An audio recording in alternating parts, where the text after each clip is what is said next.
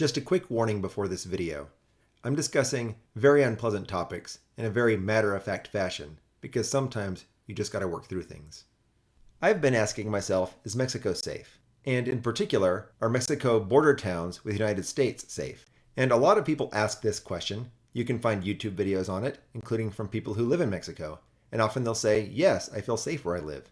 Well, here's a map of Mexico's safety from the United States State Department, where we see that the states of Yucatan and Campeche are claimed to be approximately as safe as the United States, and where yellow means use extra caution, orange means maybe don't go there, and red means don't go there. But people live in all these places, and presumably many of them live happy and fulfilled lives. So in the question, is Mexico safe? We could also ask the question, is the United States safe?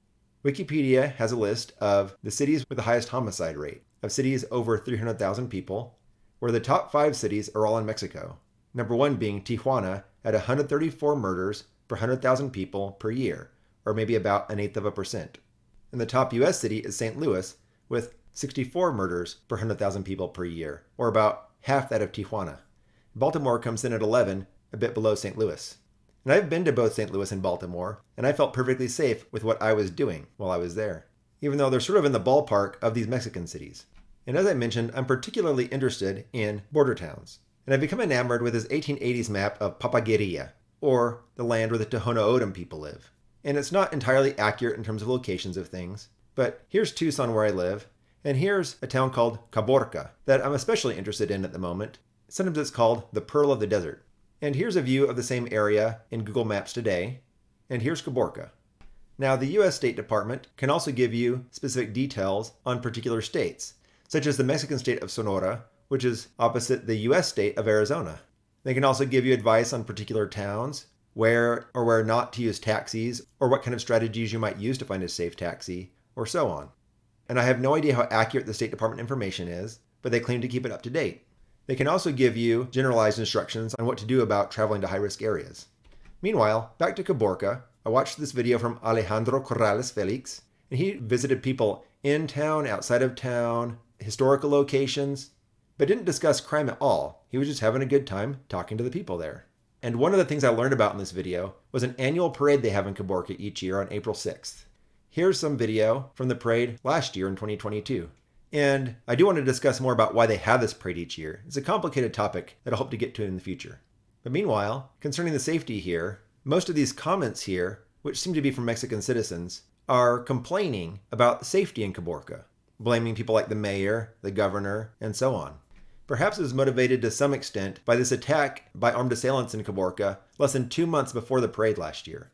They ransacked a lot of homes, killed a few people, and kidnapped a few people.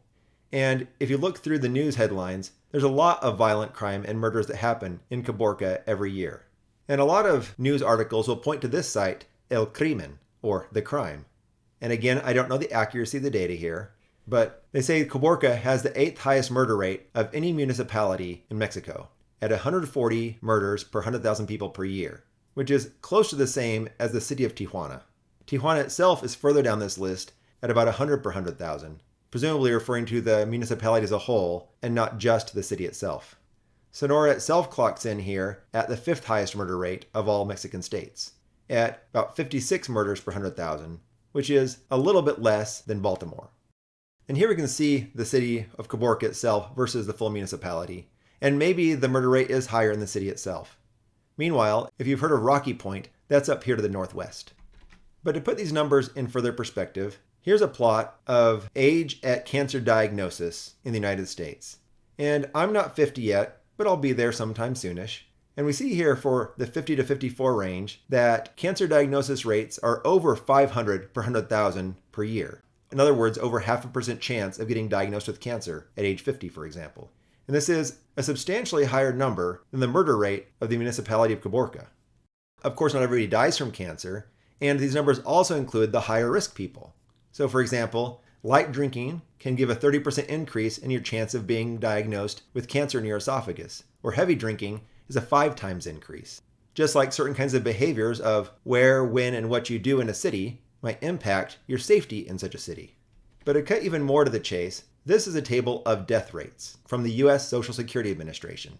And for a man who's 50 years old, you have about a 0.5% chance of dying during that year, which again is noticeably higher than the murder rate in Caborca. Even for women, the rate is higher at about 300 people per 100,000.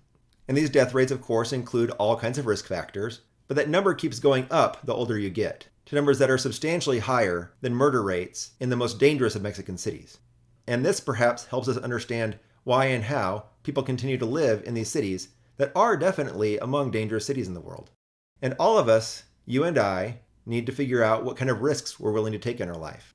But it suggests to me, perhaps, that as I get older, I might want to be a little bit braver. And if this video is helpful to you in any way, make sure to subscribe. I'm planning to look a lot more at things about Mexico in the future, and maybe other places as well.